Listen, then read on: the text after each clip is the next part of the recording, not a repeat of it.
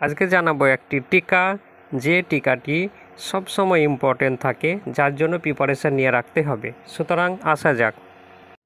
টিকা জৈব অভঙ্গুর বজ্র। বিভিন্ন প্রকার বজ্র পদার্থের মধ্যে এই অজৈব বজ্র বা অজৈব অভঙ্গুর বজ্র পাওয়া যায়। এগুলি কোনো জীব দ্বারা বিশ্লেষিত হয় না। কোনো জীব প্রকৃতি এদের যেমন ভাঙতে পারে না। তাহলে এক্সাম্পল হিসাবে ধরা যায় কলকারখানা থেকে ধাতব প্লাস্টিক, সীসা, পারদ, পলিমার ইত্যাদি ধরা হয়ে থাকে। এটা ছাড়াও আরও প্রশ্নর প্রিপারেশন নিয়ে রাখতে হবে। পার্থক্য হিসাবে দুটি জানাচ্ছি। যেমন 1 নম্বর, জৈব ভঙ্গুর ও অজৈব ভঙ্গুরের পার্থক্য প্রিপারেশন নিয়ে রাখতে হবে। এটা ছাড়াও বিষাক্ত ও বিষহীন বজ্রের মধ্যে পার্থক্য প্রিপারেশান তৈরি হয়ে থাকতে হবে। এগুলো পরের ভিডিওতে আমি অবশ্যই জানাবো।